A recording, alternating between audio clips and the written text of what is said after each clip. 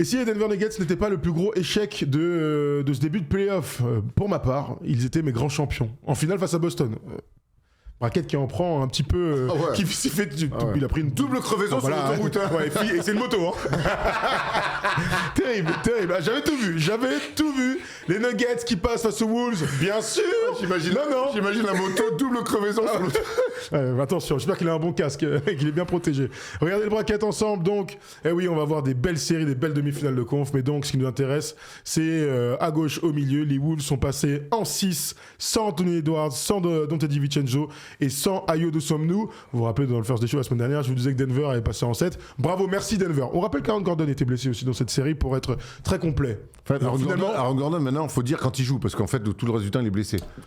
Exactement, mais t'as raison. Mais ça fait partie des trucs très importants. Ce qui est bien, c'est qu'aujourd'hui, en plus, Shams a parlé de beaucoup de choses. Tout le monde est sur la sellette, à part Nikola Jokic et David Adelman qui était conforté. Mais avant tout ça, il faut qu'on en parle un petit peu de cette sortie de route Erwan. Qu'est-ce qui s'est passé, honnêtement? Je sais pas. Je ne sais pas. Je ne sais plus. Par où commencer? Finalement, au plus les échecs s'accumulent pour les Nuggets depuis qu'ils ont été champions NBA, au plus je me dis que l'équipe, il faut repenser cette équipe autour de Nikola Jokic. Voilà. Autour de Nikola Jokic. Je pense qu'il faut repenser les choses. Ils vont garder David Adelman. Pourquoi pas? Je l'ai trouvé quand même que ça manquait un peu de présence, un peu de charisme quand même sur une série de playoffs un petit peu houleuse comme ça. Je l'ai trouvé même en conférence de presse. J'ai un peu l'impression que des fois que le costume est trop grand pour lui. Il le conforte. On verra bien ce qui se passe. Mais maintenant autour de Nikola Jokic, quand je le vois dans ces playoffs là, oui il est fort, oui il est magnifique, oui il fait des triples doubles. Il doit trop en faire. Pour moi aujourd'hui, le constat que je fais, c'est que Nikola Jokic doit trop en faire parce que le casting autour de lui, parce que les joueurs ne sont pas plus forts, parce que les joueurs ne sont pas assez forts, parce que les joueurs ne sont pas assez, comment ça s'appelle De mon indice, je vais t'aider. Ensemble, connectés. Bref, je sais pas, une chimie, je sais pas, fort. Ne sont pas assez. Quand tu sais que je te fais une passe, tu me fais une passe, on sent le coup. Ça s'appelle un 1-2 ça. Je sais pas ce que tu parles. J'ai plus de vocabulaire. Donc les joueurs ne sont pas assez. Je taille d'habitude, mais là, je ne sont pas assez bon autour de lui, ou pas assez en forme. Je pense évidemment à Aaron Gordon. Et aujourd'hui, le cas Jamal Murray m'interpelle. Il sort de sa meilleure saison en carrière. Il est All-Star pour la première fois. On se dit ça y est, on a retrouvé le Jamal Murray playoff l'année où ils vont au titre. Et en fait, statistiquement, il fait pas une mauvaise série. Non. Mais en fait, il pèse pas dans les moments qu'il faut. Il fait un match 7 catastrophique. Match 6, complètement catastrophique. Il se fait complètement mettre dans la poche par Jaden McDaniel. Et en fait, quand Jamal Murray est comme ça, derrière, en fait, tous ces spot-up shooters, alors Cam Johnson a mis dedans très bien. Mais il a fait, pour le coup, il a fait son meilleur match de la série. Limite de son année, le mec. Mais finalement, Christian Brown, qui est dans un registre trop limité. En fait, il y a trop de joueurs qui ont des registres très limités. Et en plus, donc, ça, il y a les registres très limités. Ou je pense qu'il faut des joueurs quand même avec un autre bagage technique et un autre profil de joueur. Il y a Aaron Gordon qu'on adore. On adore Aaron Gordon, ce qu'il est devenu du côté de Denver. Vraiment, c'est une transformation de joueur entre ce qu'il a fait du côté du Magic pour arriver à Denver, pour être champion NBA. C'est magnifique. Aujourd'hui, Aaron Gordon, il faut s'en séparer parce que ce mec-là n'a pas le physique qui tient pour être un lieutenant plus en playoff. Alors, il y a beaucoup de choses que tu as commencé à aborder. Je te propose déjà de complémentaire. Waouh! Ah oui. Complémentaire. Très bien. J'espère que tu vas pas retrouver un mot dont tu parlais pour une phrase de la semaine dernière. Je maîtrise pas le langage des signes. C'est quadrillé peut-être. Ouais. Bon, il y a plein de trucs que tu as dit. On reste sur le sportif et après on parlera de beaucoup de choses, notamment Aaron Gordon. L'année prochaine, il va gagner 10 millions de plus que cette année. Il avait signé une prolongation l'année dernière. Il y a beaucoup de trucs. Alors déjà, tu parlais de Nikola Jokic. Je pense qu'on peut rester déjà là-dessus. Nikola Jokic nous a semblé tous à un niveau, évidemment il est très fort, mais à un niveau qui n'est pas celui auquel il nous a habitués. Pour la première fois, peut-être depuis qu'il est à ce niveau-là, depuis qu'il est MVP, j'ai l'impression qu'il a perdu un duel. Alors bien sûr, dans les stats, il n'y a rien à dire, ce sera toujours Nikola Jokic, mais en fait, Rudy Gobert, ce qu'il a réussi à faire sur Nikola Jokic, c'est rarissime. L'année dernière, Zubac avait été excellent. Mais ils s'en étaient sortis, les Nuggets. Donc finalement, qu'est-ce qu'on a dit ? Pour rajouter ce que tu dis, c'est que oui, Rudy Gobert a gagné son duel avec Nikola Jokic. Pourquoi ? C'est pas oui, si on compare les stats, évidemment, il n'y a pas photo. Mais Ce que Rudy Gobert a réussi à faire sur Nikola Jokic, c'est-à-dire réduire l'impact de Nikola Jokic sur ses coéquipiers, c'est ce qui a fait gagner la série à Minnesota. Donc c'est pour ça que Rudy Gobert a gagné son duel avec Nikola Jokic. C'est pas qu'une histoire de chiffres. Sachant que Rudy Gobert, la prouesse qui nous a tous sauté aux yeux, c'est que là, on n'est plus dans les histoires de la défense collective, il est bon sur pick and roll, et là, on parle de duel de 1 contre 1. Et le nombre d'actions importantes où Rudy Gobert met un contre à Nikola Jokic, le gêne assez pour que la balle elle ressorte. Et en plus, Jokic il est excellent pour aller chercher des petits tips. Tu sais, il pousse le mec, tac, il saute même pas. Et il met. Non, Rudy a été exceptionnel. Donc déjà, sans dire que ça remet en cause son statut de meilleur joueur du monde, je trouve en tout cas que d'avoir le débat, c'est intéressant. Tu pourrais répondre et vous pouvez me dire ce que vous y pensez. Donc déjà, il n'est pas aussi souverain qu'il l'a été par le passé. Donc déjà, c'est une information. C'est une information. C'est une info. On a aussi l'impression que les joueurs, au fur et à mesure des années, des séries de playoffs, s'habituent à lui quelque part. S'habituent à lui, à son jeu, à ses fans, parce qu'il se joue quand même beaucoup. Oui. Et encore une fois, j'ai quand même trouvé sur le match 6 qu'à un moment donné, les remises en jeu, c'est Christian Brown qui fait les remises en jeu pour Nikola Jokic, que Jamal Murray, il est dans le corner, il monte la balle, il fait les relances, il poste, il vient au pic, s'il se trouve, et puis d'un coup, il rejoue un piqué. En fait, oui, il est très fort, mais c'est trop, c'est beaucoup trop. En tout cas, pour passer des tours c'est aussi âpres que ça, c'est clair. Beaucoup trop. Quand ils sont champions, il fait pas autant de choses. Il est quand même un peu plus protégé. On va le chercher sur des zones à lui. Aujourd'hui, c'est quoi la zone de Nikola Jokic? Il est partout, il fait tout. Alors oui. Alors que l'année 2023, ses spots sont beaucoup. Alors c'est déjà beaucoup de choses, bien sûr. Hein. Mais si un jour vous regardez les matchs à nouveau, il y a beaucoup de situations qui sont similaires et il peut en fait dominer à des endroits importants. Tout à l'heure, dans la première phrase, j'hésitais à dire le mot blessé ou pas à 100%. J'ai pas envie que ce soit une excuse pour Nikola Jokic, mais il y a une réalité, c'est que depuis sa blessure de février, quand il est revenu, tu te souviens, son contingent de passes en moyenne a augmenté de ouf et son scoring un peu moins. Donc ça a profité à tout le monde et je pense que pour les Nuggets c'était important. Donc il y aura quand même une question de est-ce que ce gars-là est capable d'enchaîner des saisons et d'arriver à 100% en playoff avec l'âge qui arrive. Je vous dis ça parce que vous savez qu'il est vous savez peut-être qu'il est éligible à une prolongation, la même que Shea l'année dernière à 290 millions de $. Denver, ils vont lui donner, il n'y a pas de souci, il va pouvoir aller tripoter ses chevaux quand il veut en Serbie et il aura son oseille. Il n'y a pas de débat là-dessus, mais je trouvais intéressant. Faut être motivé pour tripoter les chevaux. Hein. Faut le faire, hein. Quand ils sont en route, faut y aller, gros. Ah ouais, c'est un métier. Je l'ai vu de mes yeux, hein. Ah ouais. Sac en plastique et tout, je peux te dire que c'est étonnant. Oh la vache. J'ai fait une blague que je ne ferai pas. Bon. 50 litres le sac. Le sac de poubelle énorme là. Pourquoi voilà. On prend Nikola Jokic, évidemment, on n'y touche pas, mais est-ce qu'il n'est pas temps de regarder la suite, de regarder autour? Il y a le départ de Jamal Murray. Moi, ce qui m'embête, c'est que je crois que tous, on a cru que Jamal Murray, son véritable niveau de playoff, c'est ce qui s'était passé en 2023. Il a été capable avant, on s'en souvient. Dans la bulle. Dans la bulle, face à Utah, et c'était exceptionnel, tout ça. Le truc, c'est que depuis 3 ans, quelle que soit sa forme, et je l'ai souvent dit, il a été hors de forme, il a été blessé, on a tous été frustrés. Cette année, cette excuse, elle n'existe pas. L'année dernière contre les Clippers, il est bon, il s'effondre contre OKC, pardon. Il s'effondre terriblement dans le match 7, c'est incompréhensible. L'année d'avant contre Minnesota, il s'effondre complètement dans les matchs 6 et 7. Là, le match 7, mais c'est indigne d'un joueur à 50 millions, qui est déjà champion, qui a en plus en lui un cœur énorme, qui est la hargne, qui est vraiment l'archétype de ce joueur-là. Mais comment il peut passer autant à côté, même si en face, il y a un bête de défenseur, il n'y a pas de doute. Mais comment c'est possible? Je ne l'explique pas. Et donc, c'est pour la première fois depuis qu'on fait ces émissions, je suis enclin à dire peut-être qu'il faut commencer à réfléchir à le bouger. Alors pour bouger un mec à 50 millions à qui il reste 110 millions de salaire avec ce qui s'est passé ces dernières années, il y aura quand même une question. Parce qu'on n'est pas sur MVP. Ouais, mais on n'est pas sur MVP. On n'est pas sur MVP. C'est dur à bouger les mecs à 50 millions. À un moment donné, je me suis dit, ah ouais, mais en fait, pour moi, c'est fou des fois. Bon, je regarde le match et quand il met la tranche là. Ouais. Quand il met la tranche, ça arrive, mais bon. alors que Minnesota est en train de tuer le match, il vient mettre une tranchette, mon gars, sur un tir, n'importe comment, un drive vers la touche. Je me dis, ah ouais, en fait, c'est pas ce gars-là, c'est plus ce gars-là en tout cas. C'est plus ce gars-là. Et c'est pour ça qu'à partir du moment où Jamal Murray, moi dans mon esprit, je me dis que ce n'est plus le bon gars pour Nikola Jokic, faut tout repenser. Et finalement, même les soldats dont on parle depuis qu'ils sont champions NBA autour de Jokic, et Bruce Brown Jr. qui est plutôt un bon soldat, Christian Brown qui est plutôt un bon soldat aussi. Mais aujourd'hui, je pense que Nikola Jokic, il a besoin aussi d'être supplé, d'être soutenu aussi sur la création. Oui, mais normalement, Jamal Murray a toujours, en 2023, ce qui se passe, on rappelle qu'en 2023, il y a 2 mecs qui sont à 25-30 points. Oui, d'accord. Et c'est pour ça qu'ils sont champions, parce que Jamal Murray, il est exceptionnel. Ça permet à Jokic d'être, comme son accoutumé, historique, tu vois. Mais Jamal Murray, en fait, c'est Kobe 2001-2002, en fait. Ouais, mais c'est plus ce gars-là. En tout cas, c'est dans ce sens-là. Je te propose d'accueillir un auditeur, comme ça on va continuer à discuter de cette série et puis après peut-être de la suite. Salut cher ami, j'ai pas entendu ton nom, mais c'est pas grave. Salut à toi, comment ça va? Ah là tu dois m'entendre. Salut, tu vas bien? Ça va et toi? Oui, comment tu t'appelles, cher ami? Je m'appelle Félix. Salut Félix. Bonjour Félix. Salut les gars, c'est ma première, un plaisir. Eh ben, Eh ben, bienvenue, mon ami.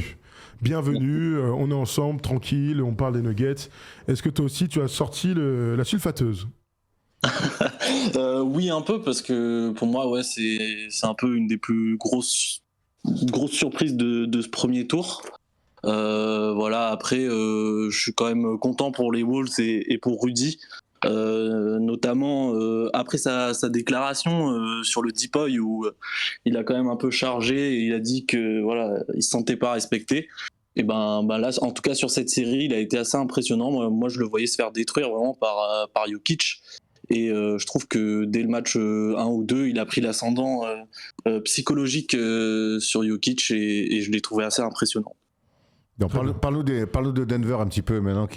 Cette équipe a été éliminée une nouvelle fois avant de retrouver les finales. Ça fait 3 ans d'affilée depuis qu'ils ont été champions qui jouent même pas une finale de conf. Qu'est-ce qu'il faut faire cet été pour Denver?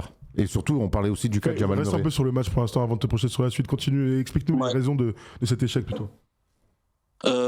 Franchement, déjà c'est assez impressionnant quoi, parce que à partir du moment où Edwards s'est blessé, bon, même s'il y avait déjà un écart dans la série, moi je les voyais bien revenir, au moins arracher un match 7 quoi. Et je sais pas, je crois que c'est Erwan qui disait que même si Jamal Murray a des bonnes stats dans la série, je crois aussi qu'il met plusieurs fois 30 points, c'est vrai que dans les moments assez importants, on l'a pas trop vu quoi. Et moi je trouve que ça commence à faire un peu beaucoup quoi pour cette équipe, même si Gordon était pas là, et je pense que ça leur a fait beaucoup de mal.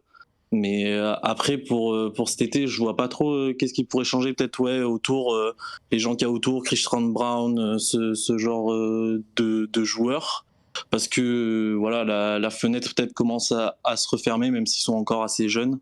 Donc c'est une grosse déception ces Nuggets. Bon, vraiment dans le match 6, je sais pas si tu as senti ça toi, Tom et Félix, si vous avez senti ça. Encore une fois, sur l'âme, sur l'envie, sur le cœur, sur plonger sur les ballons. J'ai senti cette équipe de Denver apathique. J'ai pas senti de... Tu vois, il y a eu des... Sur ce match 6, hein, parce que dans la série, Christian Brown, on l'a vu les mettre des dunks, crier et tout. Là, j'ai vu des mecs abdiquer un petit peu. Comme il y a 2 ans. Comme il y a 2 ans. Ils sont dans le match. Comme le match 7 l'année dernière. Tu vois, ils sont dans le match, ils sont en contact, mais je sais que ça va pas tomber de leur côté. Je le sens que ça va pas tomber de leur côté. Et c'est ce truc-là où je me dis, bon, ok, il y a un truc qui est vraiment cassé. Parce qu'à un moment donné, ils reviennent dans le game. Hein, Oui, tu dis oui. qu'ils vont le faire. Mais vraiment, c'est pour ça que j'insiste. En fait, ce qui m'inquiète, c'est que les symptômes de leur défaite, avec des contextes un peu différents, l'équipe est meilleure que l'année dernière, l'équipe est meilleure qu'il y a 2 ans, d'après moi. Il n'empêche qu'ils perdent de la même manière, c'est-à-dire des séries qui se finissent sans avoir joué le game. Voilà, on n'a pas joué le match, on a raté complètement la première mi-temps, on a raté complètement la deuxième mi-temps, on a raté 48 minutes. L'année dernière, ils se sont fait détruire par OKC, par exemple. Contre Minnesota, le match 6, il y a 2 ans, je ne sais toujours pas ce qui s'est passé, par exemple. Donc, franchement, c'est ça où ils ont changé de coach entre-temps. Alors, je sais pas si tu l'as vu passer, ce truc-là, mais David Adelman, ils l'ont intronisé, entre autres raisons, bien sûr, à la place de Mike Malone, parce qu'il voulait absolument que ce gars-là n'aille pas coacher quelqu'un d'autre. Donc, quitte à rush un tout petit peu son intronisation au coaching. Okay. Voilà, donc il y a un vrai amour pour la franchise, pour David Adelman, j'imagine que les joueurs lui rendent bien aussi. Donc, moi, c'est ça qui m'inquiète énormément, c'est que entre le potentiel que j'imagine dans le basket et ce qu'ils ont réussi à produire sur des fins de série, en fait, moi, je suis hyper déçu. Hein. Après, il y a quand même, tu vois, au bout de 3 éliminations, ils sont champions il n'y a pas si longtemps que ça, mais ça commence, mine de rien, à remonter. Sur les 3 éliminations qu'il y a derrière, il y a quand même des choses assez similaires où tu as le droit aujourd'hui de tirer des conclusions et d'intervenir et d'en tirer les leçons. En tout cas, c'est que ça fait 2 ans d'affilée que Aaron Gordon ne peut pas jouer. Des séries quand il joue, il est bon, mais quand il joue un match sur 2. L'année dernière, le match 7, Bichette, il est héroïque, mais bon, il joue sur un pied, il peut pas jouer. Mais ça veut dire quoi ça? Ça veut dire que toi, tu te positionnes en mode ça y est, il faut qu'il dégage. Je rappelle, 22 millions cette année, 33 millions l'année prochaine. J'entends. Non, mais c'est une info que je te donne. En fait, c'est que l'année dernière, face à OKC, l'une des grandes bascules, c'est l'état physique d'Aaron Gordon. Sur la série d'après, par le prisme de Denver, l'une des grandes bascules de Denver, c'est encore la blessure d'Aaron Gordon. Ça fait déjà 2 ans d'affilée que le mec est pété. Au même moment, Et toute l'année. Sachant que cette saison a été très difficile pour lui. Alors qu'il avait commencé avec 50 pions face aux Lakers. Ouais. On s'en souvient. Jamal Murray, il y a 3 ans, match 6, incompréhensible, match 7, il est pas bon. L'année dernière, les 2 derniers matchs face au OKC, dramatique. Cette série, à partir du moment où du match 4, 5, 6, il est transparent. Il pèse plus dans les fins de match alors que c'est sa qualité première. Bon, ça fait 3 ans que ça arrive. Parce qu'à un moment donné, on a le droit de se dire, bon, qu'est-ce qu'on fait? On va refaire une 4e année pour dire la même chose. Aaron Gordon, il n'y a rien à lui reprocher sur l'état d'esprit. Mais au bout d'un moment, on va arriver en disant ah ouais, mais on n'est pas passé, il est blessé. Eh ouais, il est blessé encore. Ouais, ça fait 3 ans, gros. Au bout de 2, ça te suffisait pas? En tout cas, ce qui est sûr, c'est que l'année dernière, Michael Porter Jr., qui avait un profil particulier, était très souvent blessé, avait la tête aussi hors basket à d'autres choses, on va dire ça comme ça. Ils sont allés chercher un mec, Cam Johnson, entre autres, parce que ça leur a permis d'avoir plein de gars qui n'ont absolument pas eu d'impact. Non. C'est vrai que le trade est très très décevant. Ah bah, et pourtant Cam Johnson il fait un dernier match, franchement il est. Attends, je dis mais pourquoi tu joues pas comme ça depuis le début, mec? Enfin il s'y est mis, tu sais, genre. T'as raison, Félix, ce trade, enfin, maintenant on peut le dire, il est très décevant, mais moi sur le coup je pensais que c'était bien vu. Ouais. J'ai pas le top. T'en pensais quoi quand t'as vu arriver Cam Johnson, Bruce Brown Jr., tous ces mecs-là pour amener un peu de profondeur? Franchement, je me dis que ça pouvait être une bonne chose. Même si j'aurais peut-être laissé le bénéfice du doute à comment il s'appelle Michael Porter Jr. Porter Jr, voilà, pardon. Je lui aurais peut-être laissé le bénéfice du doute parce qu'il était quand même encore jeune, mais je trouvais que c'était pas un mauvais trade, que ça pouvait le faire, que peut-être que Cam Johnson allait avoir un rôle un peu important à Denver dans une équipe qui joue le titre. Et c'est vrai que aujourd'hui, on se dit, est-ce que ce trade, ils auraient dû le faire? Finalement, je pense pas. Et aussi, pour revenir sur Denver, Adelman, je pense que c'est peut-être aussi une des raisons de pourquoi Denver peut-être a manqué d'envie. Je me dis, peut-être qu'il a pas ce truc pour les emmener McMahon, un peu qu'avait Malone. C'était déjà le cas sur McMahon sur les 2 dernières années. Sur la première année, c'était des systèmes à sa place, je m'en souviens. Je trouvais ça un peu choquant. Donc après, moi, si j'étais Denver, peut-être je me séparais de lui ou pas. Je sais pas. De toute façon, ça va. Il va rester, c'est la foi. Il va rester. Il l'adore, il va rester. Ouais, il va rester. Par contre, ce que Shams nous dit, c'est que Jokic, intouchable, il va signer ses 290 millions. Derrière, tout le monde, tous les joueurs, Aaron Gordon compris, Jamal Murray compris, tout le monde est susceptible de bouger. Donc on a les oreilles grandes ouvertes, messieurs. Venez. Et vous, ayez les oreilles grandes ouvertes parce qu'il est fort possible aussi qu'on vous propose des choses. Donc c'est ça le... Est-ce que quelqu'un a déjà vu des oreilles fermées? C'est pas vrai, c'est pas faux. Merci Félix de nous avoir appelé. On va prendre un deuxième auditeur, c'est pour ça. Merci Félix. Merci à toi. C'était cool. C'était bien. Et si jamais vous cherchez un stagiaire en ingénieur du son, je prends. C'est pas un poste qu'on recherche malheureusement, mais sache que ta première était vraiment impeccable. En tout cas, c'était un plaisir de passer pour cette première. Merci à toute l'équipe. Bravo et puis, à toi. bonne continuation, les gars. Merci Félix. Ciao, ciao. Merci Félix. Je te propose d'enchaîner tout de suite parce que on va pouvoir se projeter maintenant sur entre guillemets sur la suite et ce qui pourrait se passer. C'est JB qui nous a appelé pour discuter avec nous des Nuggets et de la suite des événements. Donc je vais vous faire un petit récap dans un instant. Salut JB. Et salut, vous m'entendez bien? Ouais, impeccable. Très bien. Impeccable. Ça fait passer les gars. Eh ben écoute, c'est un vrai plaisir. Ça, j'ai une info à te donner, cher JB. Il y a Tin Landva 1589 qui vient de dire complémentaire, mon Erwan. Je pense qu'il regarde l'émission un petit peu en décalé. Oui, on voit dans le futur. Mais... Bon, JB, on parle de Denver. Vas-y, dis-moi un peu, toi, comment tu te positionnes déjà sur l'élimination. Et après, on se projette sur la suite. Alors moi, par rapport à l'émission de Denver, je considère que j'ai eu l'impression, comparé à d'autres années, peut-être qu'il n'y a que moi qui l'ai remarqué, mais j'ai eu l'impression qu'ils jouaient avec la peur comparé à d'autres années où, même si on a vu Nuggets se choque plusieurs fois, j'ai eu l'impression que cette année, ils jouaient, comme on a dit, Jokic est intouchable, mais que les autres joueurs jouaient avec ce sentiment de ne vouloir pas mal faire, de vouloir faire seulement ce qu'ils sont capables de faire sans vouloir en faire plus. Sans vouloir tout donner. J'ai l'impression que cette série, dès les 2 premiers matchs, ils n'étaient pas dedans. Ils ne voulaient pas la gagner et ils voulaient directement passer à la saison prochaine. J'ai pas eu un manque d'envie. Et même, je trouve que, pour même aller un peu plus loin, je trouve que depuis la blessure de Jokic, j'ai l'impression que la saison de Denver est finie. Peut-être que je vais un peu loin dans ce discours-là, c'est mais intéressant. Après, ils avaient bien, J'ai pas vu. Intéressant. ils avaient bien fini la saison régulière, mais là où je te rejoins, c'est que sur ces playoffs-là, j'ai vu le match 5 où il y a eu un peu de. Où ils ont voulu imprégner un rythme, où il y avait des regards un peu durs, on est là, on est dans le combat. Mais c'est vrai que sur tout le reste. on court, ils ont pas couru la série à part ce match. Sur tout le reste, j'ai senti, et t'as raison, une équipe qui avait pas spécialement envie, un peu apathique, qui. Et encore une fois, Jokic, il est trop fort, mais j'ai trouvé qu'au bout d'un moment, des mecs, que tu mets dans des rôles précis comme ceux-là, comme Christian Brown, comme Cam Johnson, même s'il a été très bon sur le dernier match, au bout d'un moment, j'ai eu ce truc de tout le monde le regarde Jokic. Et finalement, ça casse le rythme. Tu peux avoir le meilleur joueur du monde s'il y a que lui, si c'est lui qui touche la balle en premier sur tous les trucs, c'est lui qui fait les passes, c'est lui qui tire, c'est lui qui prend les rebonds. Qu'est-ce qu'ils font les autres ? Donc c'est pour ça que pour moi, il faut tout repenser les profils autour de Nikola Jokic. Il faut un mec à un moment donné, comme Ayo, comme Bones Island, je vais même aller, mais des mecs qui sont un peu capables de temps en temps de soulager Jokic. Strother nous avait montré sur un match l'année dernière qu'il pouvait le faire. Oui, Non, mais mais c'est pas son profil. je vous donne des. Certes, mais c'est pas son Il y a prix. personne, il y a Je pense qu'il personne. faut quand même. Alors oui, il y a Jamal Murray, mais qui passe au travers, hein, mais il faut quand même des mecs du banc qui. Tu te rends compte que Brown peut pas poser le ballon par terre.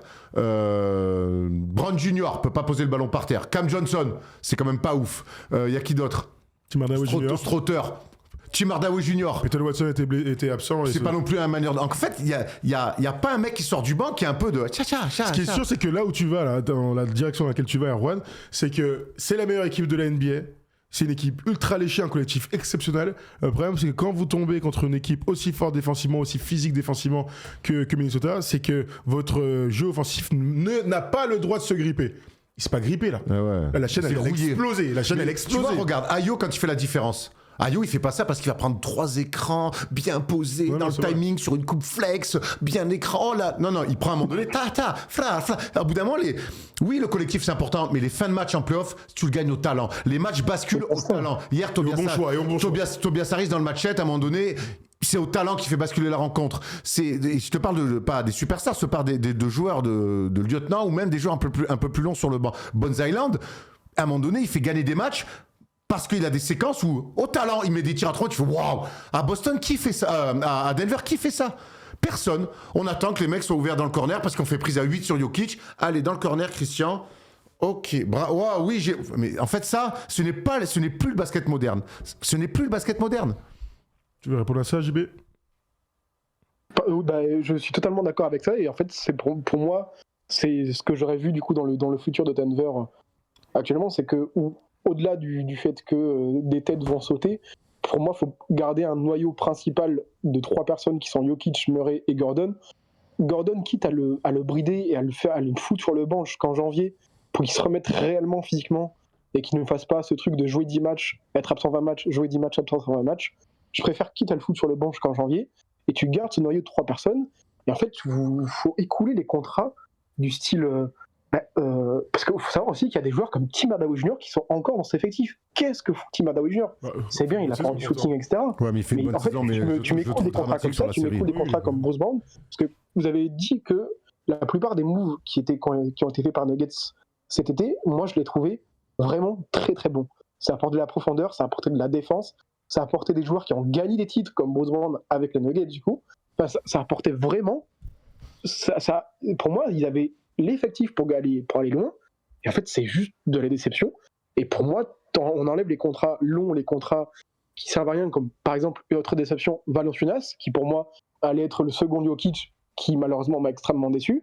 Et en fait, il faut aller chercher ce mec, cet énorme lieutenant, qui pourra se créer son propre shoot et aura envie de prendre les shoots de fin de carton, de fin de partie, que Murray n'a pas pris pendant ses playoffs, que Jokic a. On aurait dit qu'il avait les tremblés. Pour moi, il fallait chercher un vétéran comme Wiggins, comme Powell, comme Tobias Harris, qui pour à dispo s'il ne demande pas trop. Il faut aller chercher ce mec. Tobias Harris, heureusement qu'il y a le match d'hier, parce qu'on oublie un peu tout l'ensemble de son œuvre.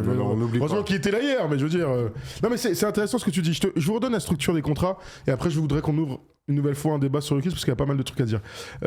Donc, Nikola Jokic, on l'a dit, hein, il a une player option en 2027-2028, donc là, à l'intersaison, il peut prolonger son contrat, il sort de ça, il prolonge pour 290 millions de dollars, ce qui est totalement dingue, et donc il serait tranquille jusqu'en plus de 2030. Pardon, Jamal Murray. C'est 29 ans, 46 millions cette année, 50 l'année prochaine, 53 l'année prochaine, 57 en 2028-2029, c'est garanti tout ça. Aaron Gordon avait prolongé, vous vous souvenez, avec ses 30 ans, il a 33 millions l'année prochaine, 36 l'année d'après et 39 dans 3 ans avec c'est une player option. Cameron Johnson, c'est l'une des grosses interrogations et on va en parler dans un instant. Il est arrivé cet été, 21 millions cette année, mais l'année prochaine il est expirant, 23 millions. On sait que ça intéresse tout le monde. Si vous voulez monter un trade, Jonas Valanciunas à 10 millions l'année prochaine, mais vous savez que Jonas il a qu'une envie, c'est de rentrer en Europe. Et vu ce qui s'est passé à la fin de la série, je pense que l'année prochaine il est en Europe tranquille. Voilà. Les deux autres infos intéressantes. Nadji, il a un des pires contrats, il sert à rien, il a 7 millions. Il sert à rien. Bon, Christian Brown l'année prochaine, c'est la fin de ce contrat rookie là. Il rentre dans un contrat à plus de 100 millions de dollars, 125 millions de dollars. Souvenez-vous. Oui, c'est ça. 25 millions de dollars la saison. Peyton Watson est à payer et on sait qu'ils veulent absolument le garder. Où est-ce qu'ils vont trouver l'argent ? Là, honnêtement, je sais pas comment ils vont faire. Tim Hardaway Jr., Strother, tout ça, Bruce Brown Jr., Jalen Pickett aussi, qu'on a absolument pas vu, qui avait fait des 3 trucs l'année dernière. Voilà. Même Tyus Jones. Tyus Jones à un moment donné ? Oui. Ils l'ont remis, il a pas été mauvais. Petit flotteur. Ouais, il a pas été mauvais, il a pas été bon non plus. Ouais. Voilà, donc la structure, en gros, hein, la structure d'État, c'est la structure de contrat, c'est Nikola Jokic sous contrat, Jamal Murray, Cameron Johnson et lui sur le départ pendant qu'Aaron Gordon va prendre une petite raise. Donc, il y a du matos pour travailler en tant que GM, mais il y a quand même des choix qui me paraissent qui vont être très difficiles à faire. Très, très difficiles à faire. Le vrai choix difficile à faire, ça va être Jamal Murray et Aaron Gordon, parce qu'il y a une attache affective, évidemment. Ça a été des grands artisans du titre. Denver a été champion de NBA il y a 3 ans. C'est pas rien d'être champion de NBA. Ils ont marqué l'histoire de cette franchise, quoi qu'il arrive. Jamal Murray, il a 29 ans. C'est pas grand-chose. Il est loin d'être fini. Maintenant, je crois est-ce qu'il y a une usure là-bas, parce qu'eux le connaissent depuis qu'il est rookie. Est-ce qu'ils sont très attachés à lui? Est-ce qu'en fait, ils se disent... Encore une fois, ça fait quand même 3 ans que tu nous chies dans les bottes, alors que tu as été exceptionnel pour le titre. Et quand tu gagnes un titre pour une franchise, tu as le droit à avoir du crédit. J'ai quand même l'impression que ce crédit, au bout de 3 ans, il a tout utilisé. Il n'y a plus de crédit sur sa carte. Vraiment, là, frérot, là, tu retires et il n'y a plus rien qui sort. La carte, elle est même... Pour moi, le distributeur de Nuggets, il a même avalé la carte. Là. Ça, c'est notre avis depuis ici. Oui, c'est notre avis. Que de chez eux, ils disent qu'il a encore du crédit, en vrai. Oui, mais peut-être ailleurs, peut-être qu'il voit autre chose. Aujourd'hui, je sais pas, en tout cas, il y a un ressort qui est cassé. Je trouve ça fait 3 runs de playoff où finalement tu es décevant. Peu importe les raisons, on a le droit de se dire, on se quitte bons amis, merci pour tout, tu vas t'éclater ailleurs et nous on va peut-être retenter quelque chose avec un autre joueur, peut-être avec plus adapté pour jouer avec Nikola Jokic qui vieillit, qui est de mieux en mieux défendu aussi en playoff en NBA. On l'a vu l'année dernière, on l'a encore vu cette année. Enfin voilà, c'est... Le but maintenant, quand tu signes Nikola Jokic à 290 millions, ça va être quoi? Ça va être redonnons la possibilité à Nikola Jokic d'être champion NBA. Il faut partir sur un nouveau cycle et il faut changer son. Moi, je pense qu'il faut changer le numéro 2. Alors, je vous mets le sondage. Est-ce que Denver doit se séparer de Jamal Murray? Aaron Gordon, on peut en discuter. Actuellement Aaron Gordon, on peut en discuter. Est-ce que Denver doit se séparer de Jamal Murray? Moi, je vous dis, c'est la première fois que j'ouvre la porte. Par contre, je suis totalement indécis. Je ne sais absolument pas si c'est une bonne nouvelle. Parce qu'il y a séparé de Jamal Murray, mais aussi, il y a qui vient en échange, parce que bon. Ah là, tu prends pas 4 meneurs pour faire le nombre. Hein. Faut prendre une superstar. Hein. Ah ouais. Alors, tu dis. Mais tu prends qui? Qui va aller chercher Murray? Et surtout, mais qui va aller chercher Murray? Qui dans une autre franchise se dit Jamal Murray avec ce qu'il a montré à 50 millions, c'est le bon gars. Alors, mais c'est chaud. Je suis pas du tout d'accord avec vous. Je suis pas. Orlando, il se jette sur Jamal Murray, gros. Contre qui? Mais t'envoies qui? Orlando envoie qui? Franz Wagner, tu prends? Franz Wagner, peut-être. Ok. Non, c'est intéressant. Moi, je suis Orlando, je suis sur le marché, je me jette sur lui. Un meneur de jeu, champion NBA, 29 ans, mais frérot, envoie tous les jours. Intéressant. Jamal Murray, champion NBA, 29 ans, il y a 1000 franchises qui le prennent. Hein. Mm-hmm. Je suis pas trop d'accord avec vous. Quitte à séparer un des deux, je préfère une bonne idée pour l'instant. Un peu plus stable comme Murray que Gordon. T'as dit quoi, pardon, excuse-moi? Quitte à devoir séparer de Murray ou de Gordon, on parle de quelqu'un qui, comme j'ai dit, joue 10 matchs en rate 20. Oui, mais c'est pas moi, je te parle du meneur de jeu. On a 25 points par match. Je te parle du numéro 2. Du lieutenant de Jokic, le premier lieutenant de Jokic, et qui est meneur de jeu. En fait, Gordon, je vois ce que tu veux dire, il y a un problème de blessure, et la question, on va l'ouvrir tout à l'heure. Mais là, le cas de Jamal Murray, c'est pas qu'une histoire de contrat, de match joué par rapport à Aaron Gordon, il est meneur de jeu. C'est lui qui est censé avoir des gros tirs en fin de match. Donc, il est le Kobe du Shaq. Hein. Voilà, donc on dit, il est le Kobe du Shaq. Donc pour moi, on peut pas comparer Aaron Gordon et Jamal Murray dans cette équipe. Avoir un mec de ce niveau-là, aujourd'hui, c'est compliqué, parce que, en fait, les gars auxquels on peut penser, c'est les gars qui sont plus forts que lui. Tu vois, je sais pas, je te dis des bêtises, mais Donovan Mitchell, Jalen Brunson, David Booker, tu vois, tous les mecs qui. Je me dis, putain, si vraiment j'ai tout l'oseille qu'il me faut, je fais n'importe qui à côté de Jokic, voilà les mecs que je vais prendre. C'est intouchable. C'est intouchable, donc il va falloir quand même être très très malin dans tout ça. Je voudrais vous poser une question avant de continuer sur la complémentarité des joueurs autour. Nikola Jokic, meilleur joueur du monde, jusque-là, son statut n'était pas trop remis en cause. Est-ce que vraiment le meilleur joueur du monde peut se faire sortir au premier tour des playoffs, peut enchaîner 3 désillusions avec les Nuggets, peut ne pas arriver à gagner un titre avec sa sélection nationale? Est-ce que le meilleur joueur du monde peut souffrir autant défensivement? Parce qu'il y a un truc qu'on ne dit pas là, mais à un moment donné, Aaron Gordon, pourquoi il est parfaitement complémentaire de Jokic, c'est que lui, il a de la dissuasion dans les aides et qu'il arrivera toujours à planquer un peu les lacunes de Jokic. Mais là, il était tellement exposé. Le nombre de layups qu'il y a eu là, et de layups, je parle pas d'un contre 0 après interception, parce que ça, il y en a eu beaucoup. Mais sur les attaques passées, le nombre de layups, c'était abusé là dans la série. Au bout d'un moment, le pic central, là où les mecs qui s'amènent sur la main gauche, ils vont le jouer comme ça. C'est autoroute Et du on bonheur. l'aime. Hein. Mais c'est vrai que depuis qu'il est champion NBA, alors il y a eu 2 saisons, l'histoire de 2 saisons là en triple-double, c'est énorme. Mais il ne gagne collectivement, il ne fait plus gagner Nikola Jokic. Alors, c'est pas le seul, mais en tout cas, Nikola Jokic ne gagne plus avec ses équipes. Et non seulement il part pas en finale en 6, hein. Il est pas retourné il va même pas en finale de conf depuis qu'il est champion. Avec la Serbie, ils font une demi-finale l'année dernière exceptionnelle, mais ils perdent face aux Américains, enfin l'année dernière, en 2024. On se souvient d'un Euro aussi où ils sont pas bons. Ah non, mais là, si on prend les derniers trucs, là, c'est 2022. Ils sortent en 8e. 2023, il est pas là, ils vont en finale à la Coupe du Monde à Manille. 2024, ils font médaille de bronze au JO avec la demi-finale face aux États-Unis. Bon, là, pour le coup, bon. 2024. Et donc là, 2025, c'était l'été dernier. Il y a eu quoi en 2025 ? Il y a eu l'Eurobasket en 2025. Il a encore perdu en 2025. Oui, ils ont perdu. Oui, ils ont encore perdu. Bah oui, Ils sont pas sortis des poules. Je suis un ouf. Ils sont pas sortis des poules. Donc il y a quand même un enchaînement d'échecs assez terrible. Tu vois, c'est un constat juste, c'est juste aussi fort soit-il. Et tu sais que je dis depuis 2 ans que c'est le meilleur joueur du monde et que chez le MVP. Mais là, je trouve que la réflexion se fait que tu te fais sortir au premier tour. Moi, quand Yanis il se fait sortir une première fois au premier tour, je fais vilain. Une deuxième fois, une troisième fois, cette année il fait même pas les playoffs et encore moins le play-in. D'un coup, je dis frérot, alors que c'est encore un meilleur joueur du monde, je dis mais dans la production. Non, tu n'y es plus. Sauf qu'Yanis, à chaque fois, il a l'excuse. C'est pas une excuse quand c'est long, mais je veux dire, il est jamais sur le terrain, le mec est tout le temps blessé. Jokic, il a pour lui de jouer quand même. Hein. En tout cas, mais voilà. Mais c'est intéressant, la comparaison, elle est réelle. C'est une question intéressante. Aujourd'hui, c'est qui ses concurrents ? C'est Jokic. C'est Doncic, Shea. Voilà, c'est Shea, point. Hein. Voilà, Shea les champions NBA. C'est Shea, frère. Shea les champions NBA, donc quelque part, oui, on peut se poser la question. C'est une bonne question, t'en dis quoi, JB ? Je vous rejoins sur le fait que une année, ça peut paraître normal, ça peut paraître basique. Et 2 ans, 3 ans, c'est plus anodin. Il y a des remises en question à se faire. Moi, je pense aussi, peut-être que ça n'a rien à voir et que vous allez me dire que je me trompe, mais j'ai aussi cette impression que Jokic manque de leadership en NBA en particulier. J'ai l'impression que son état d'esprit quand il joue pour son pays est totalement différent de son état d'esprit quand il joue en NBA. On l'a tous vu, quand il était champion NBA, le seul truc qu'il voulait, c'était rentrer en Serbie. Moi, je me demande si ça n'a pas un impact sur le fait que, oui, on l'a vu la série contre les Wolves, il s'est fait pousser une fois, il a montré les dents, il a voulu se battre. C'est pas ça que j'appelle du leadership, c'est pas ça que j'appelle un patron de son équipe, c'est pas ça que j'appelle le meilleur joueur du monde. Le meilleur joueur du monde, c'est quelqu'un qui réunit ses coéquipiers et c'est quelqu'un qui, stat, mais collectivement fait gagner son équipe. Et j'ai pas vu Jokic cette année et depuis 2 ans, j'ai pas vu Jokic être un leader du vestiaire, être un leader vocal, être un leader dans les stats et dans le collectif. Ça, je le vois plus comparé à il y a 3 ans.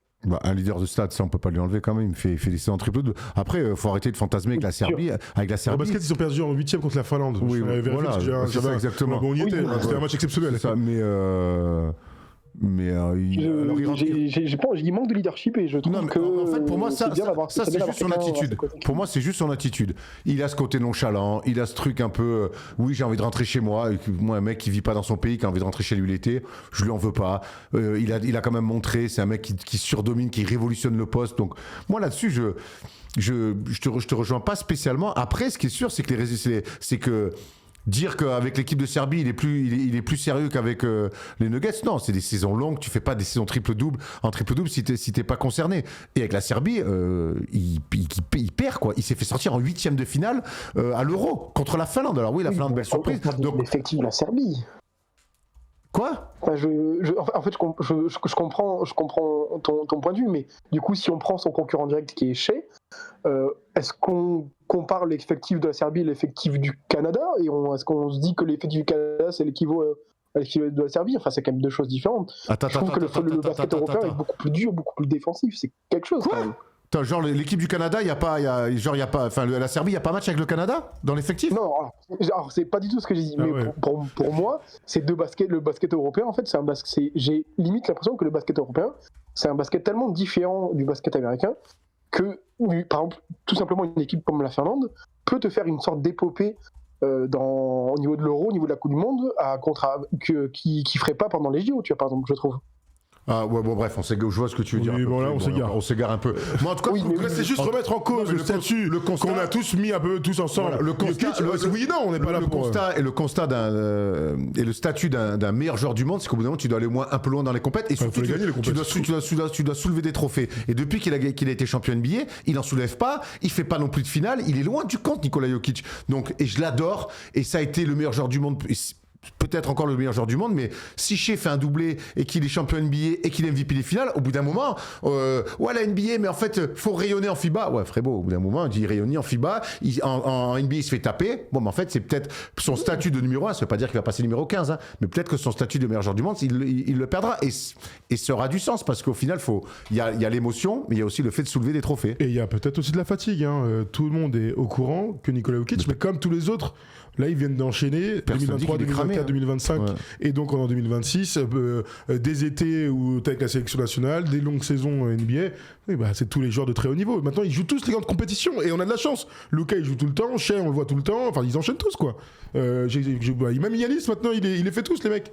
Donc ça fait juste partie de l'agenda de la NBA. En revanche, là où je rejoins tout le monde, c'est que là, l'été pour Jokic, d'avoir un vrai été avec ses chevaux, on va pouvoir faire du cheval. Normalement, ça doit lui être bénéfique pour aborder le deuxième run de sa carrière, entre guillemets, après 30 ans, avec le plein de force. En tout cas, il va signer un contrat max et Denver, je sais pas avec qui, je sais pas comment, doit lui offrir une chance de gagner un deuxième titre. Alors, il y a un truc, tout à l'heure, vous disiez, c'était intéressant, vous disiez, finalement, le trade n'a pas été bon, finalement, les recrues n'ont pas apporté ce qu'il fallait, peut-être que c'était pas les profils qu'il fallait. Il y a une réalité, c'est que dans les moments qui comptaient, on n'a pas vu toutes les recrues. Il n'y a que Cam Johnson, encore une fois, on l'a dit, qui a été excellent. Tout le monde souhaite que cette équipe, même si elle ne devait pas trop bouger, parce qu'il y a quand même ils peuvent dire on continue comme ça, on y croit encore, il va falloir aller chercher du ball handler, des mecs un peu carrés. Il y en a plein en fait en NBA, des mecs qui déboulent de nulle part, qui sont en G-League, ils ont qu'à prendre Killian Hayes, bon, là je vous dis une bêtise, mais tu vois, vas-y, aller chercher des mecs qui sont capables à un moment donné de clac, clac, clac, clac, clac, et d'apporter un peu de soutien. Du combo là, des mecs, il y en a partout, non?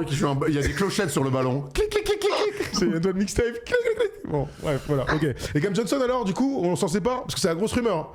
Il devrait partir se faire échanger. Hein. JB, c'est la dernière réponse. Pour moi, Cam Johnson, tu le gardes, c'est quelqu'un qui s'est réveillé en fin de saison. Je sais pas pourquoi il n'a pas fait ça. Il n'a pas joué, il n'a pas été bon toute la saison. Et il a décidé de jouer seulement le Game 6 contre les Wolves. Mais pour moi, c'est un mec c'est un excellent shooter qui t'apporte une très bonne défense aussi. C'est un profil qui correspond totalement à n'importe quelle équipe aimerait avoir un mec comme Cam Johnson.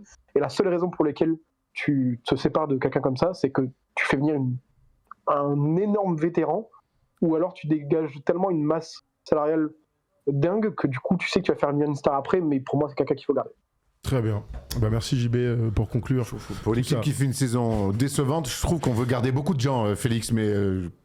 Non mais en tout cas, c'est JB. En tout cas, JB, pardon, excuse-moi. Moi je trouve que c'est une question qui peut se poser. C'est genre, est-ce que cet effectif-là, agrémenté de 2-3 mecs plus complémentaires et être en forme, est-ce que l'année prochaine ils reviennent pas, ils font pas une bonne saison en vrai? Pour finir, ce qu'on a vu en play-off, c'est que les défenses montent très haut d'un cran dans les têtes, mais même sur le terrain. On a vu comment ils ont pris la pression très haut sur le terrain et comment des mecs finalement qui étaient des petits ball handlers, on en chiait terrible sur les montées de balles, sur les trucs comme ça. Donc en fait, le niveau playoff, c'est ça aussi.